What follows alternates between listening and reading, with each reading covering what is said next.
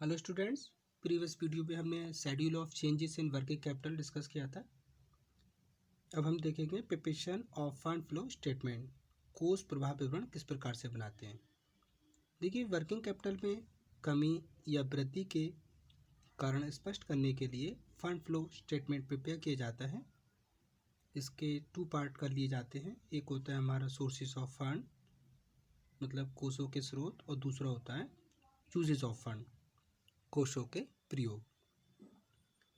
Sources of fund क्या होता है? वर्ष में वर्किंग कैपिटल किन किन सोर्सों से अचीव हुई, प्राप्त हुई, वे कोष होते हैं, वे कोष के स्रोत होते हैं, सोर्सेस ऑफ फंड होते हैं।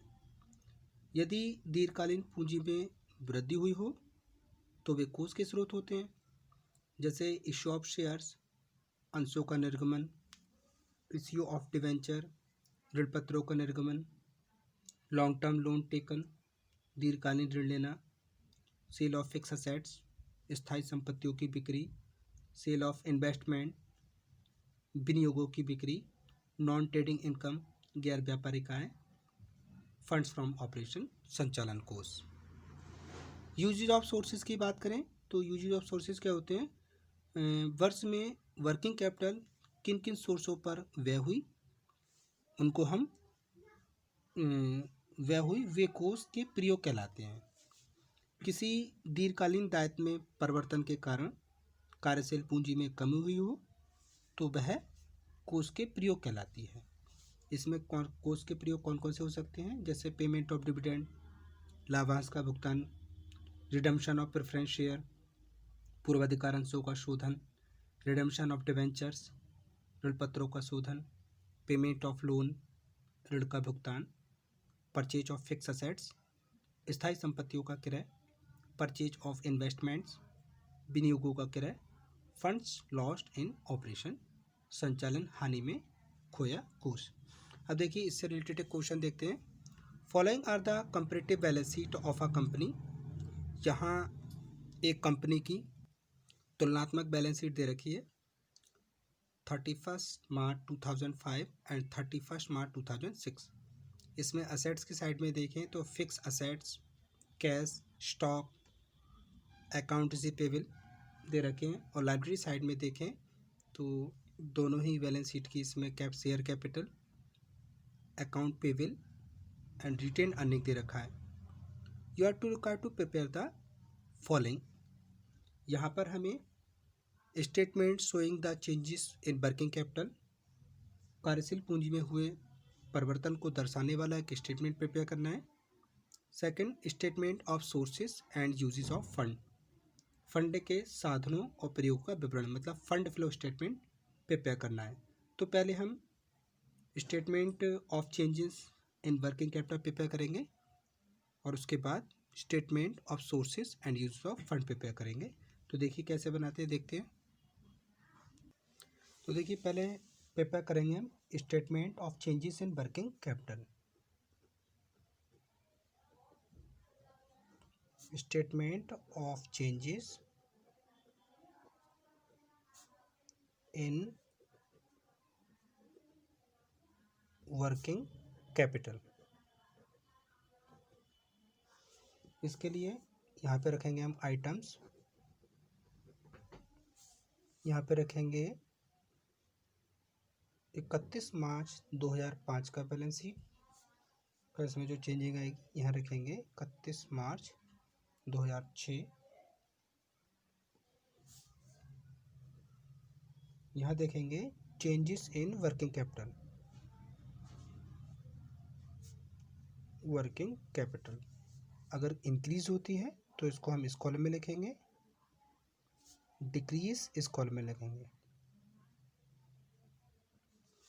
तो सबसे पहले हमें statement of changes in working capital में करंट असेट्स रखनी है।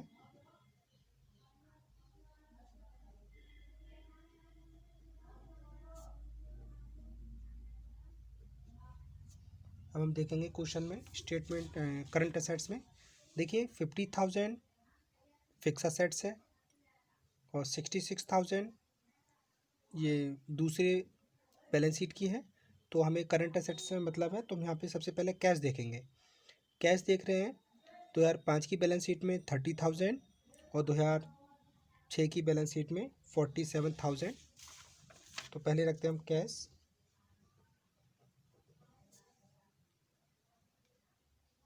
30,000 47,000। अब आप यहाँ देख रहे हैं कि 2005 की बैलेंस शीट में कैश का अमाउंट 30,000 था, 2006 की बैलेंस शीट में कैश का अमाउंट 47 है। तो आप देख रहे हैं कि पहले से इंक्रीज़ हुआ है, तो हम इंक्रीज़ में देख लेंगे कितना डिफरेंस आ रहा है। तो देखिए 17,000 का डिफरेंस आ रहा है, उसको हम इंक्रीज़ में रखेंगे और डिक्रीज़ में डैश। नेक्स्ट अमाउंट देखते हैं कैश 80,000 90,000, सॉरी कैश नहीं, स्टॉक का अमाउंट है 80,000 90,000। स्टॉक 80,000 90,000। आप यहाँ स्टॉक देख रहे हैं कि 80,000 से 90,000 हुआ, मतलब 10,000 का इंक्रीज़ हुआ, तो हम इंक्रीज़ वाले कॉलम में रखेंगे 10,000, डिक्रीज़ में करेंगे डैश। नेक्स्ट देख रहे हैं अकाउंट रिसीवेबल 1,20,000 और फिर बाद में दिखाना है 1,15,000। तो यहाँ रखते हैं हम अकाउंट रिसीवेबल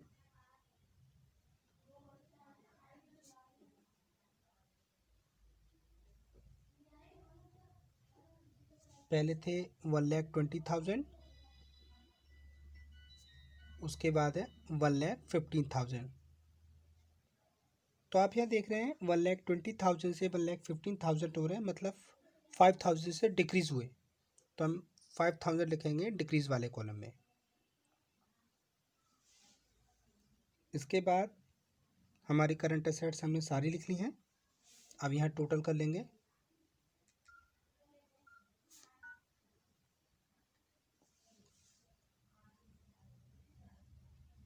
तो यहाँ ऐड करते हैं 0 0 0 0 8 2 10 प्लस 3 13 1 प्लस 1 2। 2006 की बैलेंस शीट का करंट एसेट्स का टोटल करते हैं 0 0 0 7 5 12 1 कैरी 10 प्लस 4 14 प्लस 1 15 कैरी 1। तो ये आ जाती है हमारी करंट एसेट्स। अब हमें लेना है करंट लायबिलिटीज़।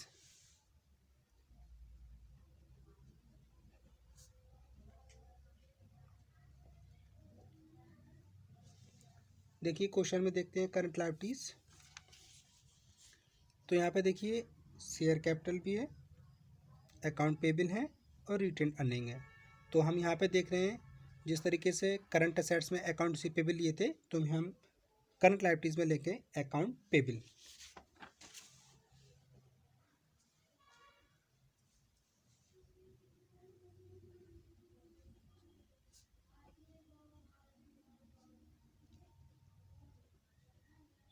इसका अमाउंट क्वेश्चन में हम देख रहे हैं 70,000 45,000।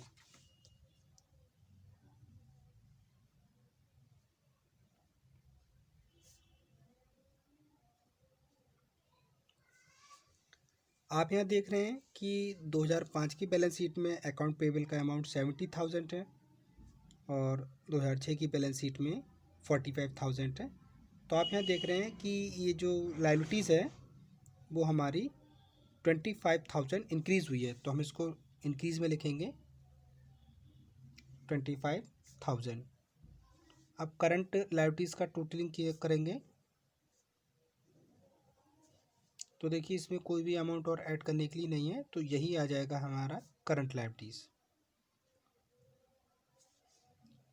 CL।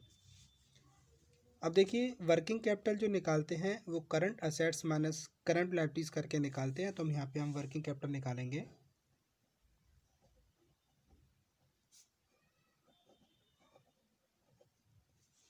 Working capital is equal to current assets minus current liabilities. तो आप यहाँ देख रहे हैं 2,30,000 में से 70,000 सब्ट्रैक्ट करने हैं, तो देखिए 0 0 0, फिर से एक 0 आता है, 13 -7 6, और यहाँ बचेगा 1। तो ये आती है हमारी 1,60,000। अब इस साइड में देखते हैं, 0 0 0, 12 - 5 7, 4 - 4 0, और यहाँ आता है 2। तो ये आ जाती है हमारी 2,70,000। अब हम देखेंगे इंक्रीज इन वर्किंग कैपिटल।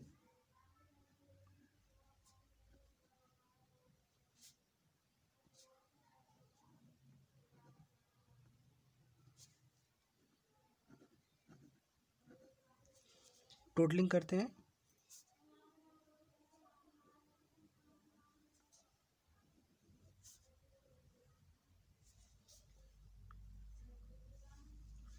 देखिए ये वाला अमाउंट बड़ा है, इसको दोनों साइड में लिखना है हमें।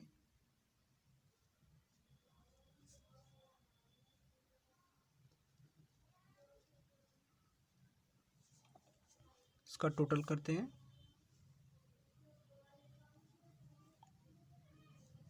Triple 0, 5 + 7 12, carry 1, 3 4 5, 52। ये वाला अमाउंट यहाँ लिखते हैं। अब यहाँ हम देख रहे हैं कि जो वर्किंग कैपिटल में इंक्रीज हुई है वो बैलेंसिंग फिगर करके आएगी। तो हम 2,07,000 में से 1,60,000 सेपरेट करेंगे, तो हमारा आएगा 47,000, और यही 47,000 को हम यहाँ शो कर देंगे। ये आ जाता है टोटल। तो इस प्रकार हमने यहाँ पे changes in working capital prepare की। अब हम देखेंगे fund flow statement.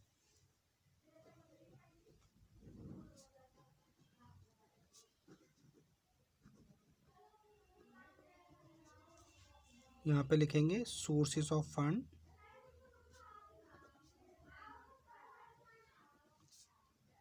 Amount, uses of funds, amount. तो देखिए यहाँ पे हम देख रहे हैं, इसमें क्वेश्चन में देखते हैं। देखिए शेयर कैपिटल थी 2 लाख की 2005 में, और 6 में हो गई 2,50,000। इसका मतलब यहाँ पे जो सोर्सेज फंड है वो 50,000 का है। तो हम यहाँ पे लिख लेंगे issue of capital sources of fund में, इश्यू ऑफ कैपिटल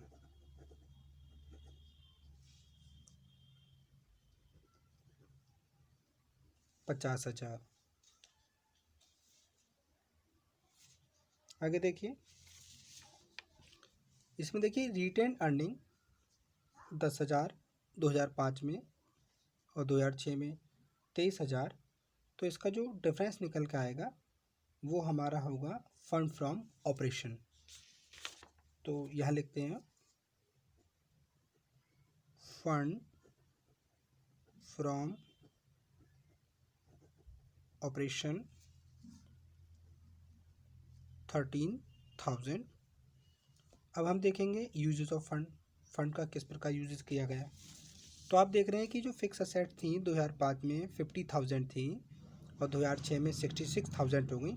इसका मतलब हमने यहाँ पे जो फिक्स असेट थी उनको परचेज किया। तो डिफरेंस देख रहे हैं, तो यहाँ पे आ रहा है 16,000 का। तो ये आ जाएगा हमारा purchase of fix assets.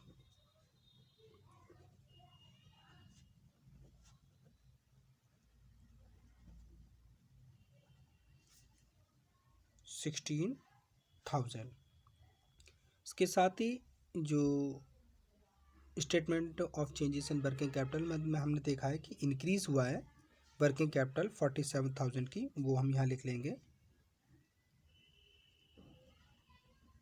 Increase in working capital 47,000। इसका टोटलिंग कर लेंगे।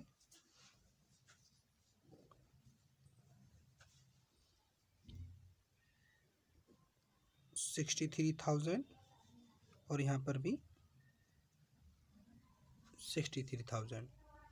तो इस तरीके से हमने इस क्वेश्चन के दोनों पॉइंट क्लियर किए। Thank you very much students.